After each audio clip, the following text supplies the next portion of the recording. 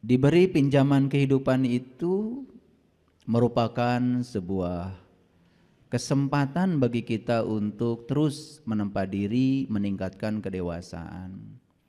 Karena Allah menyatakan di Quran, tidaklah aku memanjangkan umurmu kecuali untuk berfikir. Jadi kata Quran, panjang umur itu tujuannya adalah agar kita bisa berfikir. Apa artinya berfikir? Berfikir itu bukan menghitung uang. Berfikir itu bukan menghafal itu, menghafal ini. Bukan. Berfikir berarti menggunakan pikiran. Kapan kita menggunakan pikiran dan siapa pengguna pikiran itu? Karena pikiran ini adalah instrumen, alat, maka pengguna pikiran itu adalah kesadaran kita. Jadi siapa orang yang berpikir adalah orang yang kesadarannya sudah mampu mengendalikan pikirannya. Karena kebanyakan manusia justru pikirannya yang mengendalikan kesadarannya. Sehingga kebanyakan manusia setiap saat tidak menjadi diri sejatinya, hanya menjadi diri palsunya. Itu yang disebut dengan ego. Ketika hidup dikendalikan oleh ego, bersiap-siap saja untuk mengalami berbagai macam masalah. Penderitaan, kesedihan, itulah. Tetapi mereka itu yang namanya penderitaan, kesedihan dihadirkan oleh semesta hanya untuk menegur kita bahwa hidup kita ada yang harus diperbaiki.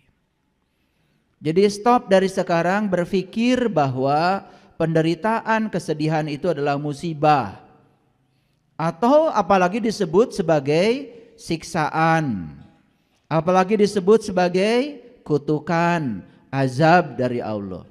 Mana mungkin Allah yang maha cinta, maha pengasih, maha penyayang mengutuk hambanya sendiri. Mana mungkin Allah yang maha cinta, maha pengasih, maha penyayang menghinakan ciptaannya sendiri. Jadi kita ini selama ini mempersepsi Allah itu bertolak belakang terkadang dengan sebutan-sebutan yang kita sampaikan kepada Allah. Katanya Allah itu Ar-Rahman, Ar-Rahim. Tapi di sisi lain kita masih mempersepsi seakan-akan Allah itu baik kepada kita kalau kita baik kepadanya. Dan Allah itu jahat dan tidak baik kepada kita, menghukum kita, mengazab kita kalau kita tidak baik kepadanya. Konsepsi tentang Allah yang semacam itu adalah menghinakan Allah sendiri. Allah itu tidak punya sifat seperti itu. Dia baik kepada kita bukan karena kebaikan kita. Dan kalau kita mendapatkan segala kehidupan yang menderitakan diri kita, itu pun bukan dari Allah. Itu adalah alarm, peringatan, akibat yang ditimbulkan oleh tindakan kita sendiri. Sederhana saja. Kadang-kadang kita suka berbicara, semoga penyakit saya segera dicabut oleh Allah.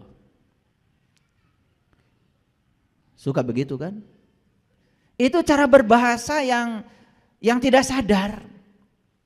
Secara tidak langsung kita sedang menuduh kepada Allah seakan-akan Allah yang menanamkan penyakit itu pada diri kita. Lalu kita bilang semoga Allah mencabut penyakit itu. Padahal di Quran tidak ada kata-kata Allah memberikan penyakit, tidak ada.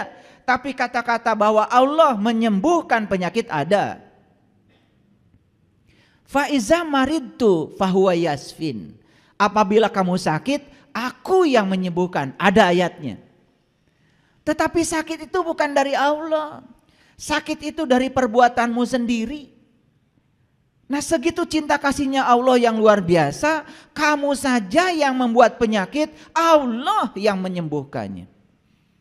Tidak pernah Allah mengatakan, karena kamu yang bikin penyakit, kamu sendiri yang harus tanggung jawab. Enggak begitu Allah. Jadi kita menempatkan Allah saja masih salah. Persepsi kita tentang Allah masih keliru. Itu yang dikatakan Allah dalam hadis kursi, aku bergantung sangkaan kamu. Jadi Allah itu menyatakan dirinya sebagai Rob. Rob itu adalah kehadiran, keberadaan. Kehadiran dan keberadaannya sudah cukup membuat segala sesuatu terjadi. Tetapi yang ingin menjadikan itu terjadi, itu adalah kita sendiri. Jadi kun fayakunnya Allah itu adalah beliau hadir sebagai fasilitator untuk membuat segala sesuatu terjadi. Tapi yang ingin segala sesuatu terjadi itu adalah kita sendiri. Kita sang kreatornya, kita sang penciptanya. Allah itu hanya mengikuti apa yang kita pikirkan, yang kita rasakan, yang kita bicarakan, yang kita lakukan berulang-ulang. Itu yang namanya doa. Pahami itu. Kalau ingin hidup menakjubkan, pahami itu. Makanya kita harus keluar dari zona nyaman kita, keluar dari kampung kita. Makanya di Quran surat An-Nisa ayat 66 Allah mengatakan, bunuhlah dirimu, keluar kamu dari kampungmu. Itu perintah. Dan jika kamu melaksanakan itu, maka itu lebih baik bagi kamu dan akan menguatkan imanmu. Itu Quran. Apa yang harus kita bunuh? Bunuh ego kita, bunuh diri palsu kita. Karena selama ini kita hidup dikendalikan oleh ego, diri palsu kita. Itu yang bernama pikiran. Pikiran mana yang disebut dengan ego? Pikiran yang belum tersentuh oleh cahaya ilahi. Saya pastikan ya, setiap pikiran yang belum diterangi oleh cahaya ilahi, belum ketemu nur ala nur, belum ketemu matahari ruhani dalam dirinya, itu yang disebut dengan pikiran gelap. Dan itu yang selama ini mengendalikan kita, cuman kita tidak sadar. Oleh karena itu hari ini saya akan memberikan hadiah buat kita semua. Saya akan membuka rahasia berserah diri. Karena selama ini kita cuma bicara, ayo kita berserah diri, ayo kita berserah diri. Caranya seperti apa sih berserah diri itu? Sama seperti kita disuruh untuk ingat kepada Allah. Malah nyebut-nyebut nama Allah. Padahal ingat dan menyebut itu berbeda. Menyebut itu di sini pakai mulut. Ingat itu kan di batin kita. Dan setiap kita menyebut, kita mengklaim seakan-akan kita sudah ingat kepada Allah. Itulah sesungguhnya kita selama ini, gak jelas. Disuruh tobat malah minta ampun. Malah tobat itu bahasa Arab, artinya kembali. Kembali kamu pada jati dirimu. Tobat dan minta ampun itu sesuatu yang berbeda. Kalau kita sudah kembali kepada Allah, ya Allah akan mengampuni. Otomatis. Bahkan Allah mengatakan, inna fatahna laka fatham mubina liyaghfira lakallah ma taqaddama min dambika wa ma ta'akhkhar. Hari ini kamu terbuka kembali penglihatanmu sehingga kamu bisa melihat jati dirimu, kembali kepada Allah. Maka aku ampunkan bahkan dosamu yang lalu, termasuk juga dosamu yang akan datang. Begitu kata Allah dalam Al-Quran.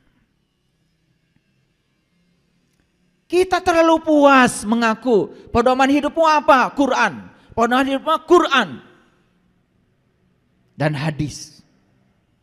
Tapi dua-duanya tidak kita pahami. Tidak kita pedomani. Hanya dibaca berulang-ulang. Dan kita menganggap kalau sudah membaca berulang-ulang, seakan-akan kita sudah soleh. Padahal membaca itu baru tahap awal untuk memahami.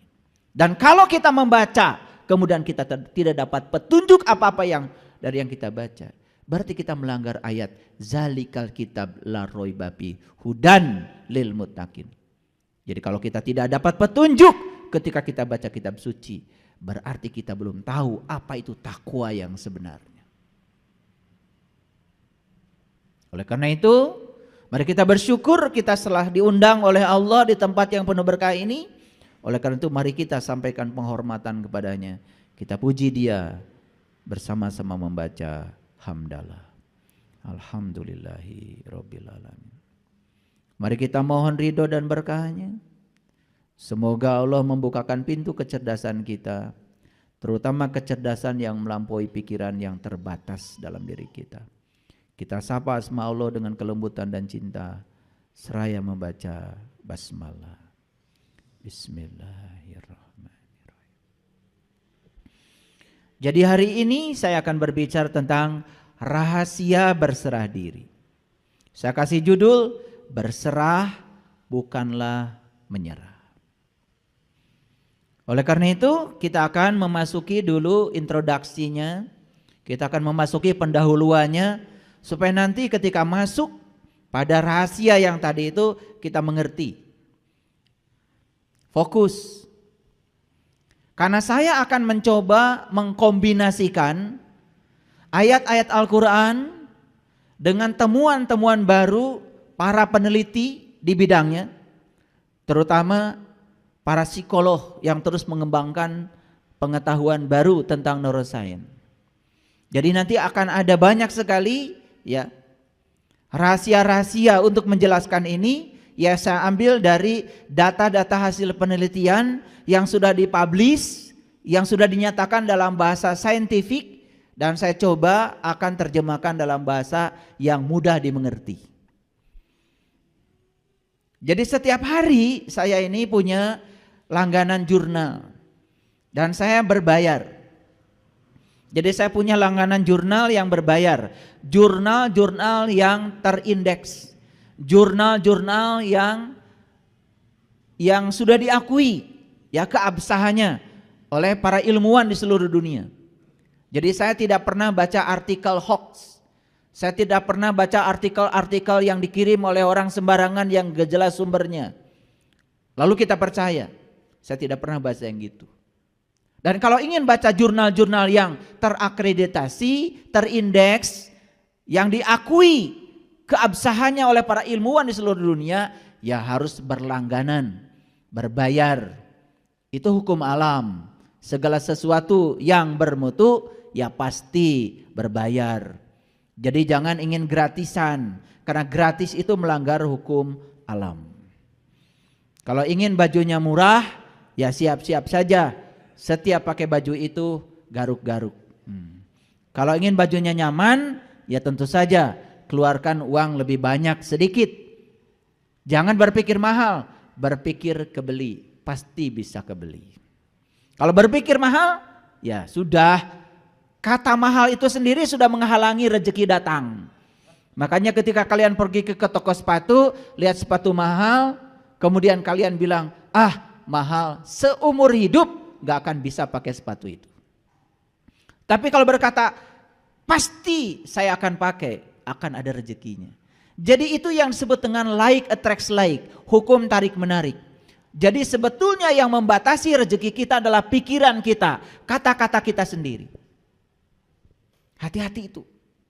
Itu yang menyebabkan hidup kita tidak menakjubkan. Karena kita berfokus pada kekuatan negatif pada diri kita.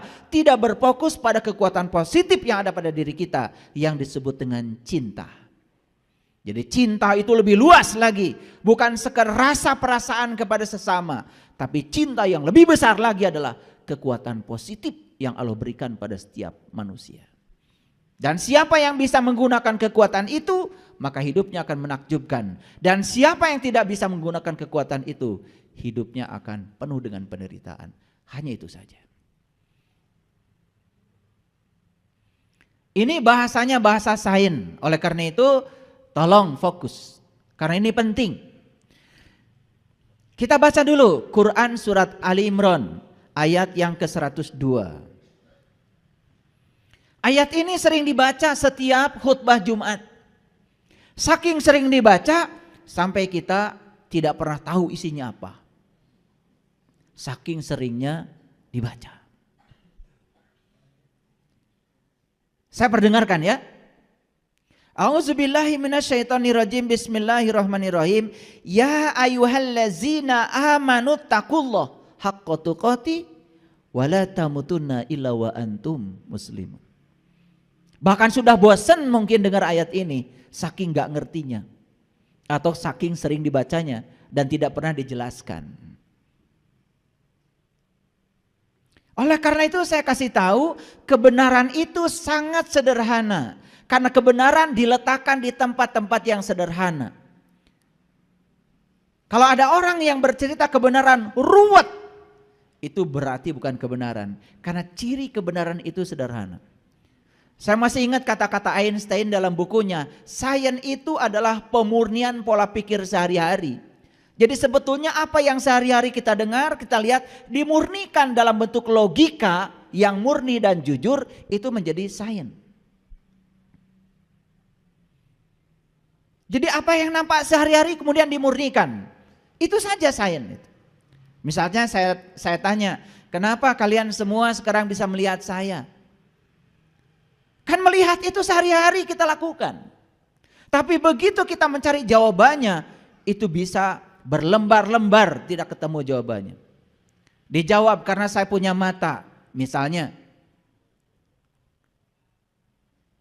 Orang mati juga punya mata, tidak bisa lihat.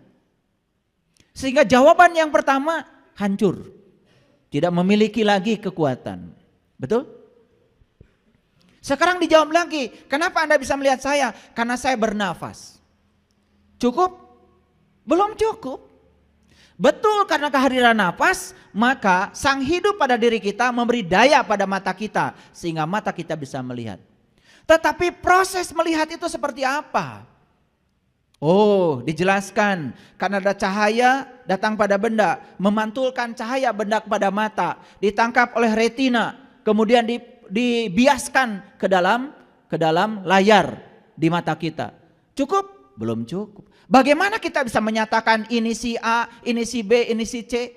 Bagaimana cahaya itu dirubah menjadi sinyal listrik? Bagaimana otak kita mengerti? Kalau yang kita lihat itu pisau, yang kita lihat itu mangkuk, yang kita lihat itu sehingga kita bisa menyebutnya. Sampai akhirnya kita tidak menemukan jawaban lagi. Hanya proses sehari-hari tentang melihat kita aja tidak pernah tahu. Betul atau tidak?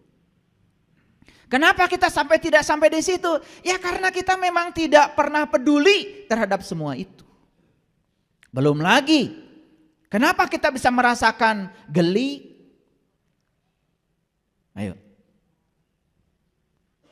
Nanti kalau ditelusuri jawabannya, nggak akan ketemu. Kenapa kita bisa membedakan ini panas, ini dingin? Gimana saraf kita secerdas itu? Sehari-hari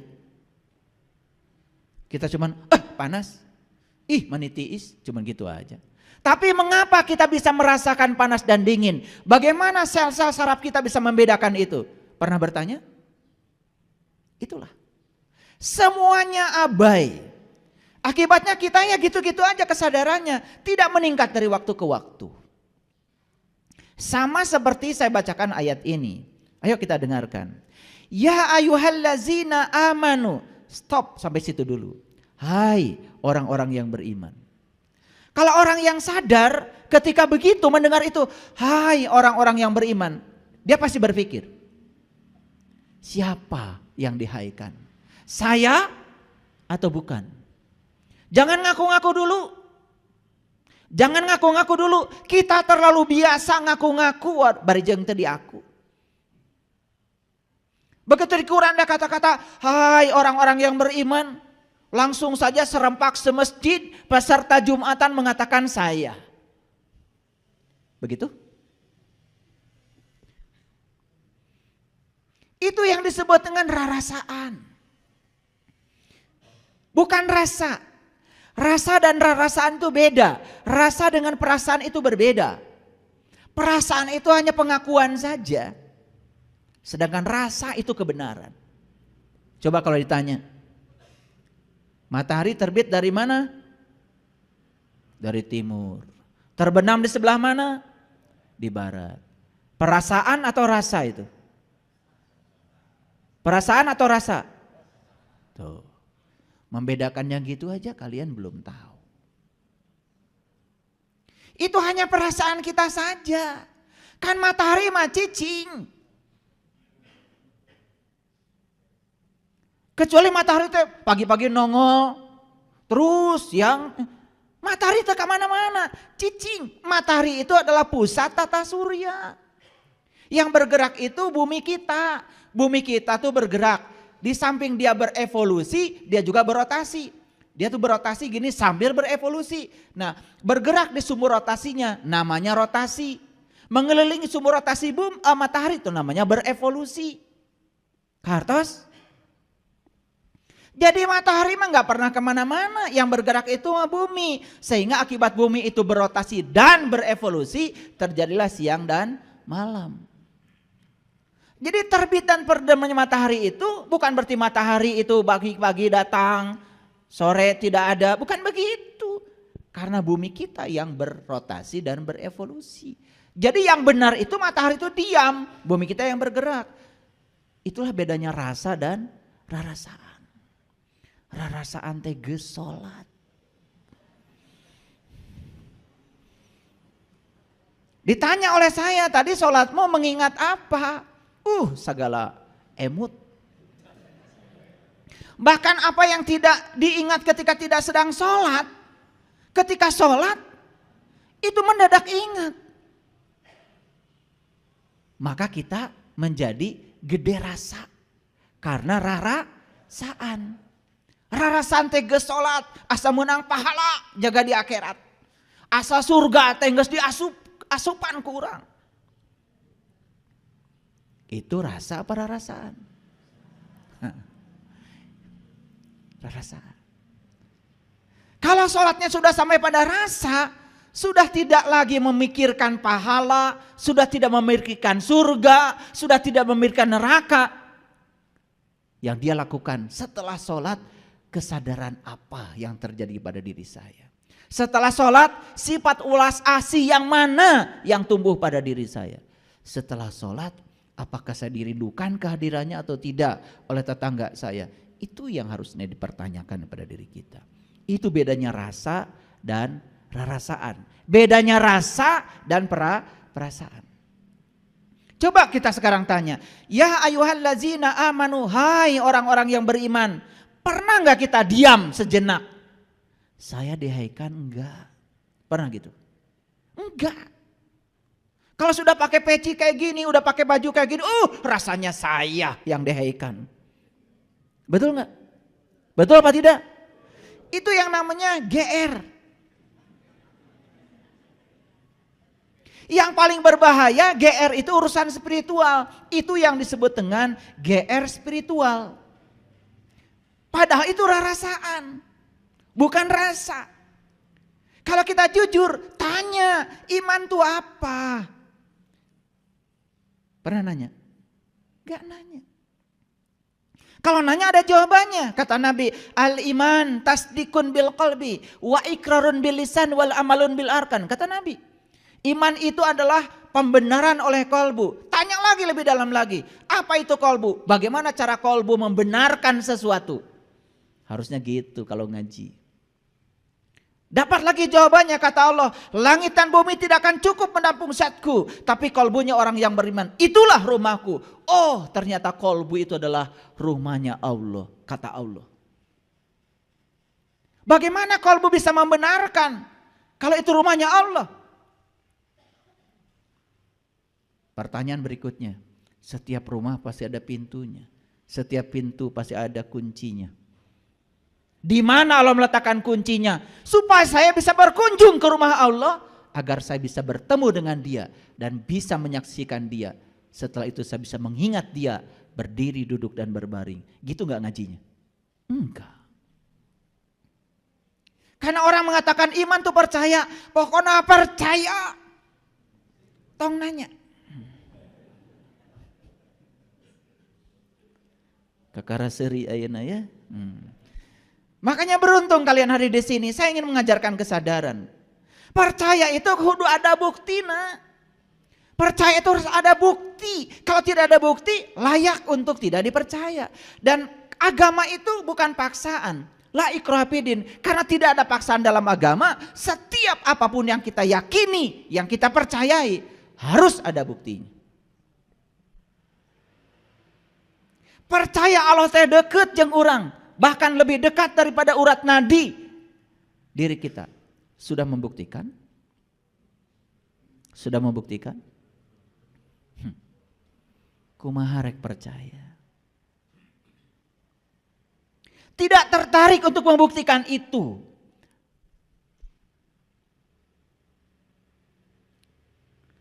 Jadi kalau kolbu itu sudah bisa membenarkan, maka lisan kita jadi benar, lisan kita jadi benar. Akhlak dan perbuatan kita akan mengikuti lisan kita. Itu yang disebut dengan jujur, selaras antara batinnya, kata-kata dan tindakan. Kan kita biasa tidak selaras, di dalamnya seperti apa, keluar kata-katanya seperti apa, yang dilakukan seperti apa, bahkan melanggar janji, itu pun dianggap biasa. Padahal di Quran jelas-jelas dikatakan, ya ayyuhallazina amanu aufu bil uqud. Ciri orang beriman itu tidak pernah melanggar janji. Saya tanya, jadi ciri orang beriman itu tidak pernah melanggar janji. Jujur ya, suka melanggar janji? Jujur, suka melanggar janji? Masih ngaku orang beriman. Padahal ayatnya jelas, ciri orang beriman itu tidak pernah melanggar janji. Kita melanggar janji masih ngaku. Coba, geus puguh eueuh bauna masih ngaku tarasi. Karena nama itu baru ada, melekat kalau ada cirinya. Ngerti maksud saya? Ciri saya, ciri ceramah saya, itu punya ciri tersendiri. Hilang cirinya, hilang namanya. Karena nama itu ada kalau ada ciri. Ada alamatnya, ada adresnya. Betul? Pertanyaan saya. Ya ayyuhallazina amanu, hai orang-orang yang beriman. Berani ngaku saya yang dihaikan? Berani? Baru gak berani sekarang setelah dijelaskan oleh saya. Kemarin-kemarin sebelum kesini petatang petentengnya luar biasa. Betul? Bahkan menyesatkan orang lain itu biasa. Begitu orang lain beda dengan kita, sesat, murtad, kufur. Kayak itulah orang yang pengetahuannya sedikit. Gampang menilai orang lain. Saya tanya sekali lagi. Ya ayyuhallazina amanu. Siapa? Ya siapa? Berani menyatakan, terima kasih ya Allah saya sudah dihaikan. Berani? Hai para mahasiswa saya. Ada mahasiswa saya nggak di sini? Tiba-tiba ngacung semua. Loh, kapan daftarnya? Jadi kalau ada kata-kata yang semacam itu di Quran, ya ayyuhallazina amanu, stop. Renungkan, saya bukan. Kalau saya ini tidak layak dihaikan, gimana caranya supaya besok-besok saya layak untuk dihaikan? Belajar di Quran, surat Al-Mu'minun. Apa ciri orang yang beriman? Hadirkan ciri itu pada diri kita. Setelah hadir ciri-cirinya, baru dengan percaya diri mengatakan, semoga saya ya Allah. Cukup sampai di situ? Jangan berhenti di situ. Karena berikutnya ada tugas dari Allah. Ittaqullaha haqqa tuqatih. Ittaqullaha haqqa tuqatih. Kata Allah, bertakwalah kamu kepada Allah dengan takwa yang sebenar-benarnya. Pernah nanya, takwa itu apa? Melakukannya seperti apa? Kenapa ada kata-kata takwa itu harus sebenar-benarnya? Apakah ada yang palsu gitu? Pernah nanya gitu enggak? Enggak. Jadi mau maju gimana? Begitu dibilang kata Allah, bertakwalah kepada Allah dengan takwa yang sebenar-benarnya. Udah aja, dilewatkan perintah ini. Kalau saya kejar. Apa kata takwa di Quran? Saya kejar.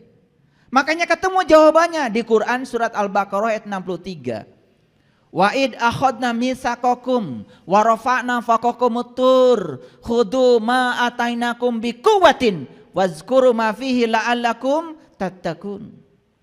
Jadi takwa itu sebuah prosedur. Pertama mengambil janji, yang kedua diangkat kesadarannya, yang ketiga ditunjukkan oleh Allah di puncak kesadarannya. Allah menunjukkan diri di puncak kesadarannya. La'allakum wazkuru ma fihi. Setelah Allah menunjukkan dirinya, bertajali dalam dirinya, baru kata Allah, wazkuru ma fihi. Ingat yang aku tunjukkan kepada kamu. La'allakum tattaqun. Baru kamu jadi orang yang bertakwa. Jadi takwa itu prosedur. Mengambil janji, diangkat kesadarannya, ditunjukkan sesuatu di puncak kesadarannya. Ingat yang Allah tunjukkan. Itu baru takwa. Jadi siapa orang yang bertakwa? Orang yang sudah bisa ingat kepada Allah dengan ingat yang sebenar-benarnya. Itu haqqa tuqati. Gitu gak kita? Belum. Belum semua. Setelah dibahas gini baru sadar. Oh ternyata saya ini belum tahu. Tapi sekarang saya tahu. Kalau saya belum tahu, alhamdulillah. Can nyaho. Tapi geus nyaho yen urang teh can nyaho. Bagus. Daripada terus menerus menjadi orang yang tidak tahu, tapi kita tidak tahu bahwa kita tidak tahu. Yang lucu banyak orang yang menganjurkan kepada kita harus bertakwa. Bari jeung teu dijelaskeun da manehna ge teu nyaho. Betul apa tidak? Banyak apa sedikit yang kayak gitu? Banyak sekali. Pakai sekali dong. Gak usah pakai 2 kali, sekali aja. Ya ayyuhallazina amanu ittaqullaha haqqa tuqatih. Jadi kalau begitu saya mau nanya, pintar apa tidak? Yang bisa takwa itu orang beriman atau orang yang mengaku beriman? Yang beriman. Dan tidak mungkin Allah tiba-tiba menyuruh seseorang sesuatu yang tidak dia lakukan. Misalkan ginilah, saya sederhana aja. Saya nyuruh nembok, pasti dong tukang tembok. Gak mungkin saya nyuruh nembok ibu-ibu sebelah sini, gak mungkin. Salah saya memberikan perintah. Sekelas saya aja ngasih perintah pasti mikir dulu. Kalau saya mau ngecat gedung, saya cari tukang cat dong. Betul gak? Gitu. Kalau saya mau nyuruh anak saya diajarkan baca tulis Quran, saya cari guru yang bisa baca tulis Quran. Pasti gak cari tukang tembok dong. Paham? Sekelasnya Allah nyuruh kita bertakwa, pasti itu ada pesannya. Makanya yang disuruh bertakwa di ayat ini siapa? Hanya orang beriman. Karena hanya orang berimanlah yang bisa menjalankan takwa. Masuk akal? Nah kenapa kita selama ini tidak bisa menjalankan takwa? Karena belum beriman. Ngaku-ngaku doang. Supaya pengakuannya diakui, udah pakai dandanan macam-macam. Itu makanya ada lagu Pak Haji Sorban Palid. Da Palid Sorban oge. Pak Haji Sorban Palid itu orang yang sudah haji, tetapi sesungguhnya dia tuh tidak tahu apa esensinya haji. Berkunjung ke Baitullah, tetapi tidak tahu siapa yang harus dikunjungi. Palid dah Sorbana. Orang tua kita mau ngasih pelajaran tuh luar biasa. Ya. Nah palid itu bahasa Arabnya mabur. Paham ya? Ya. Udah stop dulu sampai situ. Karena ini kajiannya rahasia berserah diri dulu. Tapi tangkap dulu maksud saya. Siapa yang bisa bertakwa? Jawab dulu. Orang beriman. Apakah orang yang mau beriman bisa melakukan laku takwa? Gak akan bisa. Laku takwa itu spesial. Spesial. Karena kalau tadi saya jelaskan yang namanya takwa itu mengambil janji, diangkat kesadarannya, ditunjukkan sesuatu di kesadarannya. Allah bertajali seperti bertajalinya kepada Nabi Musa. Falamma tajalla rabbuhu lil jabal. Ketika aku bertajali di puncak kesadarannya Musa. Lalu Musa tersungkur dan mengatakan qala subhanaka tubtu ilaika wa ana awwalul mu'minin. Itulah awalnya imannya Musa. Kapan kalian mau bertajali kepada dia? Kapan mengawali iman? Tiba-tiba ngaku-ngaku sudah menjalankan takwa. Karena takwa itu sangat spesial. Tapi selama ini dengar kata-kata itu? Kita hanya menjalankan apa yang didengar kata orang. Yang penting sudah pakai baju takwa, langsung petantang petenteng jadi orang yang bertakwa. Nanti buka Quran surat Al-Baqarah ayat 63 ya, sampai di rumah. Nah, pertama syaratnya harus iman, yang kedua kalau dia bisa menjalankan laku takwa, hadiahnya apa? La tamutunna illa wa antum muslimun. Makanya kamu akan menjadi seorang muslim.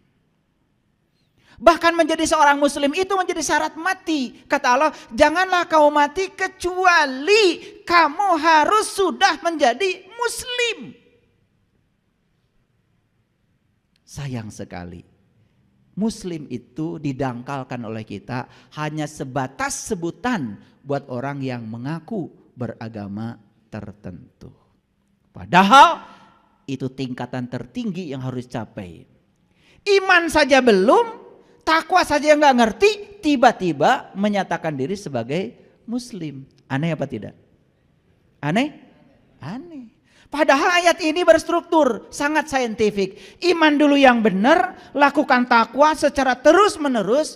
Hadiahnya adalah kamu menjadi seorang muslim. Kalau hanya mengaku beragama tertentu, mudah apa susah? Mudah. Ditanya sama Pak RT waktu bikin KTP. Ibu teh jenengan saha? Idah. Semoga nggak ada di sini ya. Alamat di mana? Kampung ieu RT sabaraha RW sabaraha. Punten ibu, agama Islam Pak RT. Langsung jadi muslim? Menurut siapa?